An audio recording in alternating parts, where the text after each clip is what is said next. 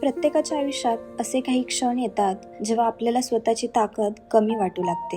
कधी परिस्थिती कठीण असते, कधी मन निराश होतं, तर कधी संपूर्ण जगच आपल्या विरोधात असल्यासारखं वाटतं.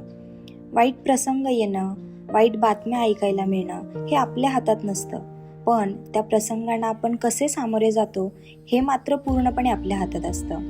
आपल्या ऋषीमुनींनीही नेहमी सांगितलं आहे, आत्मबल हेच माणसाचं सर्वात मोठं बळ आहे. म्हणूनच आजची गोष्ट आहे एका छोट्याशा मुलाची, ज्याने स्वतःवरती विश्वास ठेवून अशक्य वाटणारी गोष्टही शक्य करून दाखवली. म्हणूनच आज काही क्षण फक्त स्वतःसाठी आणि आपल्या बाळासाठी काढूया. प्रेमाने आपल्या पोटावरती हात ठेवा, एक खोल श्वास घ्या आणि आपल्या बाळाला हळूच सांगा, आज आई तुला धैर्य, आत्मविश्वास आणि आशेची एक सुंदर गोष्ट सांगणार आहे. एके दिवशी एक तरुण मुलगा समुद्रकिनारी बसला होता. त्याच्या नजरेसमोर अथांग समुद्र पसरला होता आणि समुद्राच्या मध्यभागी एक मोठं जहाज उभं होतं.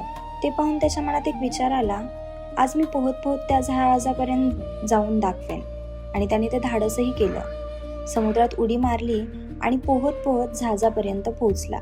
जहाजाजवळ पोहोचल्यावर त्याचा आनंद गगनात मावेनासा झाला. त्याला स्वतःचा अभिमान वाटत होता. त्याचा आत्मविश्वास अनेक पटींनी वाढला होता. पण जेव्हा त्याने किनाऱ्याकडे पाहिलं तेव्हा त्याच्या चेहऱ्यावरील आनंद क्षणात नाहीसा झाला, कारण त्याला किनारा खूप दूर दिसत होता. त्याच्या मनात विचार येऊ लागले, मी परत जाऊ शकेन का? जर मी थकलो तर?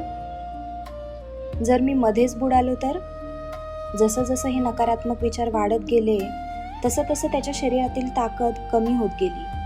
हातपाय जड वाटू लागले, श्वास वेगाने चालू लागला आणि तो न बुडतानाही बुडू लागला होता.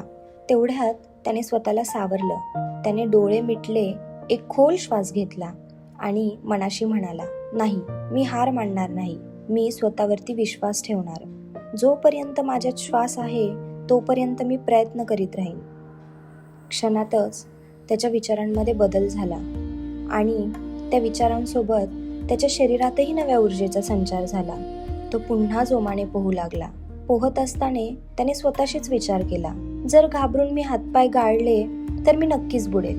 मग त्यापेक्षा शेवटच्या क्षणापर्यंत प्रयत्न करत राहिलेलंच बरं. हा विचार त्याच्यासाठी जणू संजीवनी ठरला. तो थांबला नाही, सतत प्रयत्न करत राहिला आणि थोड्याच वेळात तो सुखरूप किनाऱ्यावरही पोहोचला.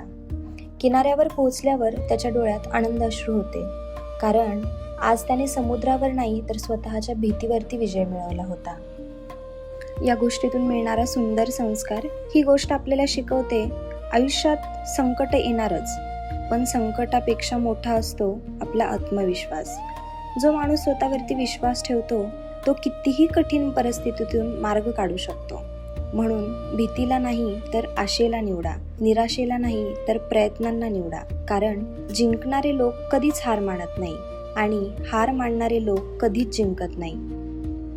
आपल्या गर्भावरती प्रेमाने हात ठेवा आणि हळूहळू गर्भावरून हात फिरवा आणि आपल्या बाळाला हळूच सांगा, बाळा, तू धैर्यवान आहेस, तू खंबीर आहेस, तू प्रत्येक संकटावरती मात करण्याची ताकद घेऊन या जगात येत आहेस. तुझा आत्मविश्वास नेहमी अढळ राहो. देव नेहमी तुझ्यासोबत आहेत आणि आईचं तुझ्यावरती मनापासून प्रेम आहे. आजची गोष्ट इथेच संपते.